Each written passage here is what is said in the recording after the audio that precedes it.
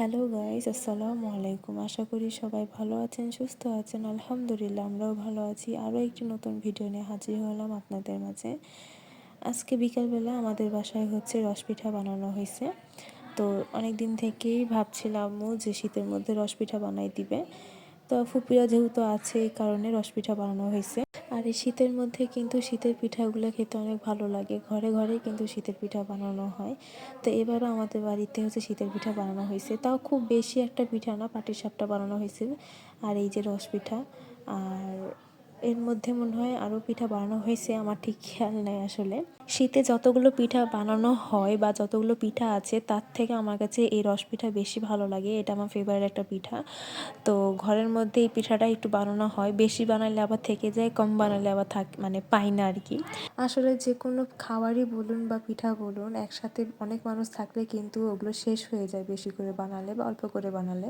তো আমাদের বাড়িতে আবার যদি কম করেও বানাই তবুও থেকে যায়, বেশি করে বানালে তো আরোই থেকে যায়, মানুষকে দিতে হয়।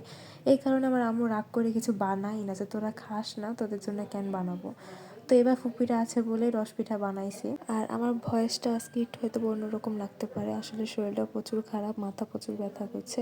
আজকে কলেজে আবার একটু ফাংশন ছিল, তো আমি ওখানে গেছিলাম, সারাদিন ওখানে ছিলাম, যার কারণে শরীরটা প্রচণ্ড খারাপ লাগছে। তো অনেক কষ্ট করে আজকে ভয়েস দিতে হয়েছে, ভিডিওটা এডিট করতে হয়েছে। তো আমার আম্মুর আটা সানা এখানে হয়ে গেছে। তো রস পিঠা বানানোর জন্য প্রথমত চিতই পিঠা করতে হয়। আর আপনারা কে কী পিঠা বলেন, এটার নাম কি অবশ্যই বলবেন। আমাদের এখানে তো রস পিঠাই বলে এটাকে। তো আমার আম্মু আটা সানা হয়ে গেলে একটা আন্টির বাসায় যায়, যেহেতু আমাদের সিলিন্ডার গ্যাস, আর এতগুলো পিঠা বানাইতে অনেক টাইম লাগবে, গ্যাসও শেষ হয়ে যাবে, এই কারণে পাশের বাসায় এক আন্টির বাসায় যায়। ওখানে সরকারি গ্যাস। তো আমার আম্মু প্রথমে একটা পিঠা দিয়ে দেখছিল যে আসলে হয় কি না, মানে পিঠা তো আবার সবসময় একরকম হয় না, এই কারণে প্রথমে একটা দিয়ে দেখছে আসলে আটাটা সানা হয়েছে কিনা ভালোভাবে। তো যাক, প্রথম পিঠাটা সুন্দরই হয়েছে। তো এখানে তুলতে যা একটু লেগে গেছিলো আর কি।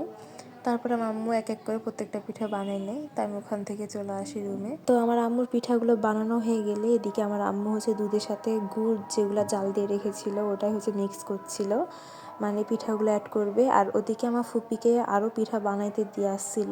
আর এই যে দুধগুলো দেখতে পাচ্ছেন এগুলো আমার আম্মুর জন্য। ওই যে আমার আম্মু ডায়াবেটিসের রুগী, এই কারণে মিষ্টি তো খাইতে পারবে না। এই জন্য আমার আম্মুর জন্য এক্সট্রা করেই আম্মু দুধ তুলে রেখেছিল, মানে মিষ্টি ছাড়াই খাবে। এখানে আমার আম্মুর যে ডায়াবেটিক্সের চিনিগুলো আছে ওগুলোই মিক্স করবে। এই যে আমার আম্মু ডায়াবেটিক্সের যে চিনিগুলো ওগুলোই মিক্স করছিল। এখানে মনে হয় আম্মু 5-6টা দিয়েছে হয়তো বা। তো সবগুলো ভিডিওতে তুলতে পারি নাই। তারপরে আমার আম্মুর পিঠাগুলো ভিজাই দিবে, যেহেতু রস পিঠা একটু ভিজতে টাইম লাগবে। তারপরে রসের ভিতরে আমার আম্মা এক এক করে সবগুলো পিঠা দিয়ে দেয়, আর বাকি যে পিঠাগুলো ওগুলো পরে দেওয়া হবে। আর এই যে আমার ফুপি পিঠাগুলো বানায় নিয়ে আসছে, দেখেন একটা পিঠা কত বড়, আর এখানে আরও 2টা পিঠা আছে অনেক বড় বড়, এগুলো খাওয়ার জন্য আর কি। তো চিতই পিঠা দিয়ে যে ভর্তাগুলো আছে ওগুলো খেতে আমার কাছে অনেক ভালো লাগে, ঝাল ঝাল হবে। তো এই 2টা পিঠার মধ্যে একটা পিঠা আমি খেয়ে নিই, আর বাকি যে 2টা বড় ছিল ওগুলো আম্মুরা খায়। এই যে এটা আমাদের পিঠার ফাইনাল লুক, সবগুলো পিঠা এখানে ভিজানো হয়েছে। তো এই পিঠা তো আর আজকে খেতে পারবো না, কারণ ভিজতে একটু টাইম লাগবে। তো এটা কালকেই খেতে পারবো।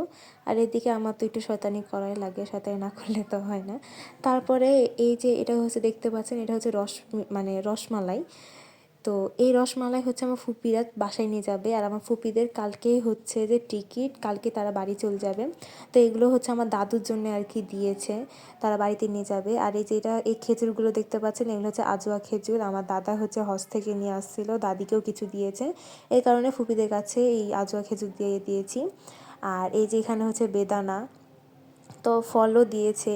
আর এই যে গুড় দেখতে পাচ্ছেন, এই গুঁড়ও দিয়েছে। আর এই যে এই ঝাঁকাটা আমার আন্টির বাসা থেকে আসার সময় ফুপি কিনেছে ফুপির জন্য। আর আমাদের ঘরে একটা ফ্যান ছিল, ওই ফ্যানটাও দিয়ে দিব বাসায়। আর এই টিফিন বক্সটা দেখতে পাচ্ছেন, এটা আমরা বাসা থেকে খাবার আনছিলাম, ওটাতে করেই এই খাবার আনছিলাম। তো এই টিফিন বক্সটা আবার দিয়ে দেওয়া হবে। আর এই যে তসবিগুলো দেখতে পাচ্ছেন, এগুলো আমার আম্মু দাদির জন্য কিনে দিয়েছে, দাদি বারবার করে বলছিল এই জন্যে। আর আজকের ভিডিও এতটুকুই। ভিডিও ভালো লেগে থাকলে অবশ্যই লাইক কমেন্ট করবেন, আর আমাদের চ্যানেলটি সাবস্ক্রাইব করে আমাদের পাশে থাকবেন। সবাই ভালো থাকবেন, সুস্থ থাকবেন। আল্লাহ হাফেজ, দেখা হবে নেক্সট ভিডিওতে। টাটা।